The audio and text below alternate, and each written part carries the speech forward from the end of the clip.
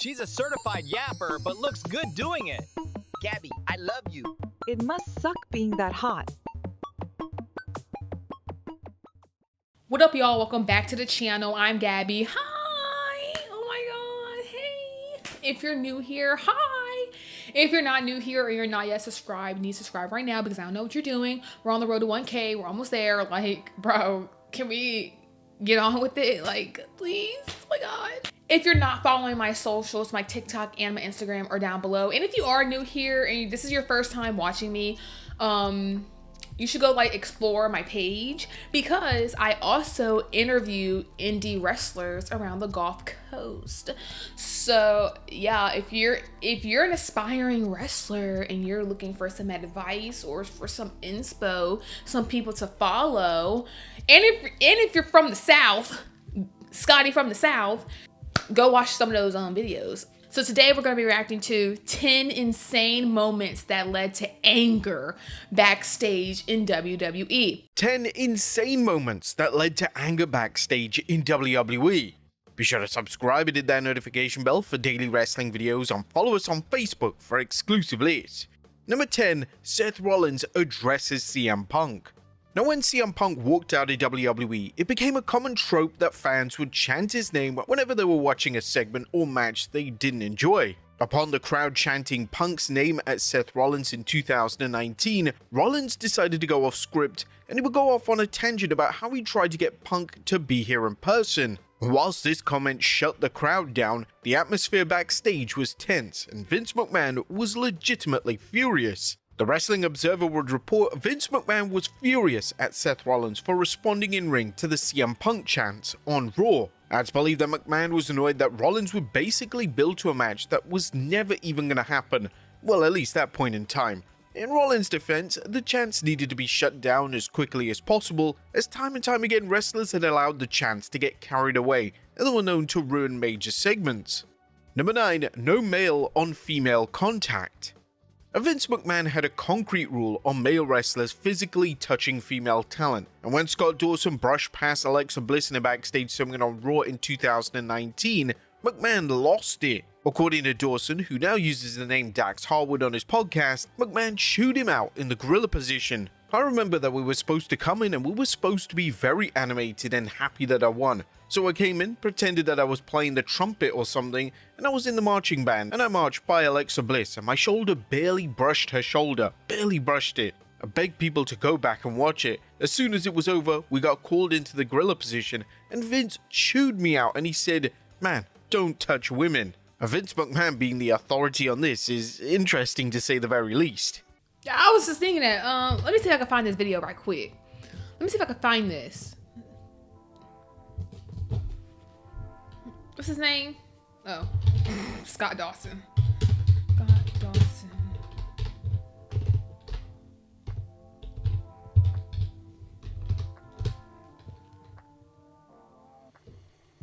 All right, I ain't got time. I can't find it. If it ain't popping up in the first 5 videos, I ain't got time. Anyway, okay, so let's get back to it. Okay. Number 8, a pay-per-view main event doesn't land. Now, the main event of a pay-per-view event should be the biggest match on the show, and in 2019, the annual Survivor Series was main evented by the 3 respective women's champions in the company facing each other in a triple threat collision. Shayna Baszler would take on Bayley and Becky Lynch, and unfortunately, the match didn't really click, as there were a number of awkward spots and the crowd weren't interested in the action. The atmosphere backstage was reportedly heated as McMahon was livid that the match wasn't going to plan, and it was even reported that McMahon began to call the match via his headset and he was feeding instructions for spots. Now, this is a strange thing to get annoyed about, as whilst the match wasn't great, the match and the key spots would have been planned out in advance, so McMahon would have known what the match was going to contain. It looked awkward. I mean, why was it awkward? Y'all tell me. I don't know. I never watched that match. But just by those little clips, looked a little off. Looked a little off. That could be poor preparation though, but who knows. Number 7, Dean Ambrose is cheered.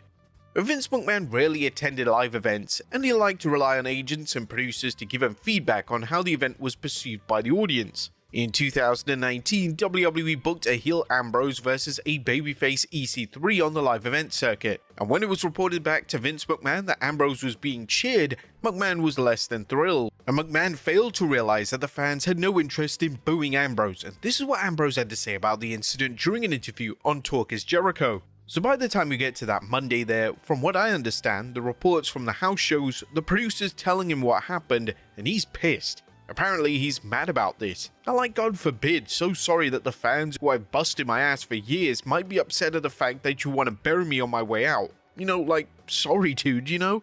This reaction ultimately cost EC3 his main roster push, as unfortunately all the blame fell on his shoulders. Number 6. Bronson Reed's in-ring work. Bronson Reed has been a standout addition to the main roster since his WWE return, but Vince McMahon and the old regime weren't exactly his biggest fan. When plans were being put in place for Reed to be called up to the main roster in 2021, it was determined that Reed would wrestle Drew Gulak on the June 24th edition of WWE Main Event. This match, on paper at least, was supposed to be a test to see how Reed does against a main roster opponent. The match was well received by fans watching at home, however, McMahon reportedly didn't like the match, and he was so bothered by the quality of the match that Reed would be cut from his WWE contract just 2 months later. Reed had gone from being NXT North American Champion to being unemployed in a matter of months, and it was all because McMahon took issue with the way he worked. This highlighted just how out of touch the old regime truly was. Reed's work in NXT was stellar, and he worked the main roster match in the same way that he would an NXT match. So unless McMahon had never seen him work before, this was a truly baffling reason to be angry at Reed. Number 5. No shoot fighting. During the COVID... Wait, is he still gone? Did he ever come back? I could have sworn I've seen him on the main roster recently. Update me, y'all. During the COVID-19 pandemic, WWE were able to retake matches if the old regime didn't like the first take, and this was something that Vince McMahon became heavily reliant on. The match between Shayna Baszler and Natalya on the May 11th, 2020 Raw would be retaped, and the reason for this is that McMahon hated it. McMahon believed that the two talented wrestlers looked like they were quote-unquote fighting each other. This is an absurd critique and an insane reason to just be angry about. The former NXT Women's Champion discussed McMahon's reaction during an appearance on Renee Paquette's Oral Sessions podcast, and she mentioned, "The next week I had a match with Natty. Natty is way more experienced at this, obviously. Natty has trained with me in an MMA gym. I said, let's just shoot around a little bit and then we'll get to what we need to get to. We do it, he hates it. I went to the back and he said, it looks like you're just fighting each other. He makes us do it again." Baszler's style was literally the exact thing that he was complaining about. This was an indicator that Baszler was going to struggle to connect with McMahon during a time on the main roster. Number 4. Managerial antics.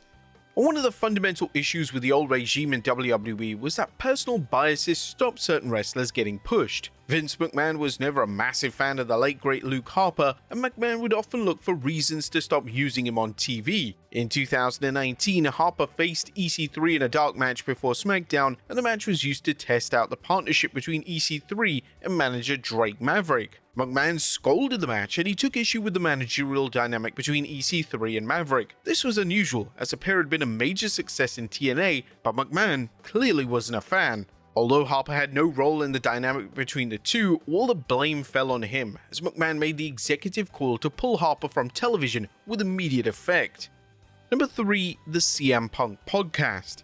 The CM Punk's podcast with Colt Cabana in late 2014 is arguably the most famous pro wrestling podcast episode that exists. The episode led to an expose of WWE, and key names such as Triple H and Vince McMahon were under fire. The reaction backstage following the podcast surfacing was a tale of two sides. McMahon, who fans expected to be livid, was said to be calm, as after all, wrestlers badmouthing the company wasn't anything new for him. But as for Triple H, he was enraged, and it was even reported that he wanted to react with violence. The same was said for Stephanie McMahon, who was evidently supporting her husband, and it's rare for the game to react in this manner, but Punk's comments really hit a nerve. Just under a decade later, Punk would return to WWE, and Punk and the game would make amends, and it's said that the two legends have a positive and healthy working relationship. Number 2. The Chair Shot. A logic would dictate that names such as The Undertaker and Triple H are immune from backstage anger. However, in 2011, when the two wrestled at WrestleMania 27, the atmosphere backstage was tense, and Vince McMahon was seething with two of his biggest names. The match featured a chair shot to the head, and the reason that this was so big was that WWE had implemented a ban on chair shots to the head years prior. This was down to concussion-related findings, as well as WWE being now a PG product. McMahon was so angry that these two would go off script in this capacity, and when the planned ending went down, which saw the dead man carted off, McMahon also hated how this was executed. This was more puzzling annoyance from McMahon, as how on earth did he hate a finish that he actually approved of? And number 1, a lockup. A feud between Seth Rollins and Dean Ambrose had hit a boiling point in 2018, and the two were to face off at the TLC pay-per-view. Due to the nature of the feud, fans expected an epic war, but when the bell rang, the two just began to lock up as if they were having a casual match on Raw. This completely derailed the momentum of the match and the feud, and the fans knew that the match was over before it had even begun. The fans began to turn on the match with chants of boring, and they even decided to chant for Becky Lynch. It was reported that Vince McMahon was losing his mind backstage and was furious at what he was seeing. McMahon should have known better, and he should have been fully aware that a blood feud match being booked in this way would have resulted in the fans rejecting it. McMahon was so livid that it was even reported that he was contemplating cancelling Rollins' planned 2019 push, but someone clearly talked him out of it, as Rollins would proceed to win the 2019 Royal Rumble as initially intended. But there you have it, folks. 10 insane moments. Bosses get mad, bosses get sad. What y'all think of the video? Some of those things I never really heard of, so sorry if I wasn't as reactive. I was trying to concentrate. They don't got no girl diva videos. Where are the girl diva videos? Other than Total Divas, they don't have a ranking of diva feuds or anything. Somebody needs to make that. If somebody makes a ranking of diva feuds, not the women's wrestling thingy now, not the current, in the past, the 2000s, the Attitude Era, Ruthless Aggression Era, the PG era, before 2014, can y'all give me some diva feuds that y'all like, or a video like how Wrestling Gifts does his videos? Can y'all do a girl version, please? Please, I need some more women's wrestling content, but back in the day. Okay, so somebody please do that and tag me or give me suggestions on if you could find that, because I can never find anything. Thank you all for watching. Thank you all for being here. If you're not subscribed yet, please subscribe. If you're not following my socials, TikTok, Instagram, down below. Road to 1K, almost there. Thank you for your support. I appreciate every single one of you. And please give me some suggestions down below. Thanks.